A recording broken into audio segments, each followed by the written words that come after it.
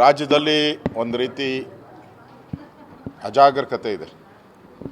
ಕರ್ನಾಟಕ ರಾಜ್ಯ ಬರ್ತಾ ಬರ್ತಾ ನಾವು ಕೇರಳದ ಯಾವ ರೀತಿ ದಿವಾಳಿ ಆಗಿದ್ರಿ, ದಿವಾಳಿ ಅಂಚಿಗೆ ಹೋಗ್ತಾ ಇದ್ದೀರಿ. ಎಲ್ಲ ಇಲಾಖೆಗಳಿಗೂ ಬಡ್ಜೆಟಲ್ಲಿ ಅನುದಾನಗಳು ಮೋರ್ ದೆನ್ 30 to 40% ಕಟ್ ಮಾಡಿದ್ದಾರೆ.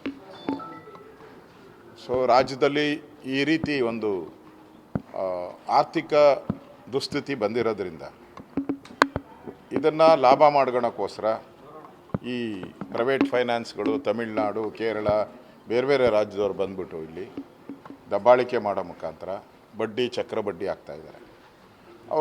ನಾನು ಕೇಳಿದೆ ಅವ್ರನ್ನೆಲ್ಲ, ಯಾಕೆ ಇಲ್ಲಿ ತೊಗೊತೀರಾ, ಬ್ಯಾಂಕ್ಗಳಲ್ಲಿ ಹೋಗಿ, ರಾಜ್ಯ ಸರ್ಕಾರದ ಕೋಆಪರೇಟಿವ್ ಸೊಸೈಟಿಗೆ ಹೋಗಿ ಎಂದು. ಅವ್ರು ಹೇಳಿದ್ರು, ಅಲ್ಲಿ ಕೊಡಲ್ಲ, ನಮಗೆ ಹಣ ಇಲ್ಲ.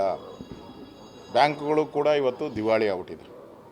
ರಾಜ್ಯದ ಸಹಕಾರಿ ಬ್ಯಾಂಕ್ಗಳು ಕೂಡ ದಿವಾಳಿ ಅಂತ ಹೆಜ್ಜೆ ಆಗ್ತಾಯಿದೆ. ಯಾಕಂದರೆ ಅದಕ್ಕೂ ಕೂಡ ಸರ್ಕಾರದ ಏನೇನು ಅನುದಾನಗಳು ಕೊಡಬೇಕು ಅದನ್ನು ಕೊಡ್ತಾ ಇಲ್ಲ ಅವರು.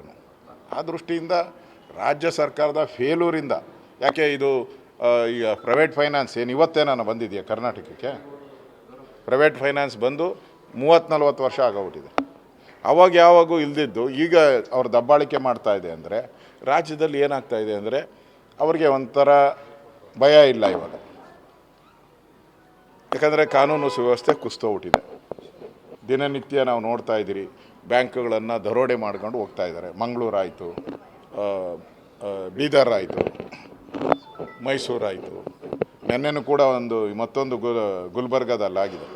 ಗುಲ್ಬರ್ಗಾದಲ್ಲಿ ಒಂದು ವ್ಯಕ್ತಿಯನ್ನು ಕಿಡ್ನಾಪ್ ಮಾಡಿ 2 ಕೋಟಿ ಬೇಡಿಕೆ ಇಟ್ಟಿದ್ದಾರೆ.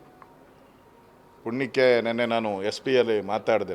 ಎಸ್ ಪಿಗೆ ಮಾತಾಡಿ ಇಮಿಡಿಯೇಟಾಗಿ ನೀವು ಅರೆಸ್ಟ್ ಮಾಡಬೇಕು, ಇಮಿಡಿಯೇಟಾಗಿ ಕಂಡುಹಿಡೀರಿ ಅಂತೇಳಿ, ಇಲ್ಲ ಅಂದರೆ ನಾನು ಹೋರಾಟ ಶುರು ಮಾಡ್ತೀರಿ ಅಂತ ನೆನ್ನೆ ಅವರು SP ಅವರು ಫೋನ್ ಮಾಡಿದರು.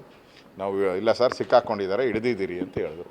ಅಂದರೆ ರಾಜ್ಯದಲ್ಲಿ ಕಾನೂನು ಸುವ್ಯವಸ್ಥೆ ಇಲ್ಲದೇ ಇರೋದ್ರಿಂದ ಈ ಪ್ರೈವೇಟ್ ಫೈನಾನ್ಸ್ಗಳು ಇವರು ಗೂಂಡಾಗಳನ್ನು ಬಿಟ್ಬಿಟ್ಟು, ಗೂಂಡಾಗಳನ್ನು ರೌಡಿಗಳಿಗೆ, ಈಗ ರೌಡಿಗಳಿಗೆ ಹಬ್ಬ, ಅವ್ರಿಗೂ ಹಬ್ಬ ಅಲ್ಲ, ಅವ್ರಿಗೂ ಒಂದು ಕೆಲಸ ಸಿಕ್ತು. ಸಿದ್ದರಾಮಯ್ಯನವ್ರು ಬಂದ ಮೇಲೆ ಬೇರೆ ಸರ್ಕಾರಗಳಿದ್ದಾಗ ಗೂಂಡಾಗಳಿಗೆ ಕೆಲಸ ಇರಲಿಲ್ಲ.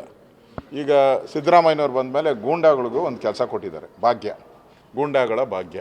ಆ ಭಾಗ್ಯ ಕೊಟ್ಟಿರೋದ್ರಿಂದ 6ನೇ ಭಾಗ್ಯ ಅವರು ಕೂಡ ಫೀಲ್ಡಿಗೆ ಇಳಿದು ನಿಷ್ಠೆಯಿಂದ ಕಂಪನಿಗಳಿಗೆ ಕೆಲಸ ಮಾಡ್ತಾಯಿದ್ದಾರೆ.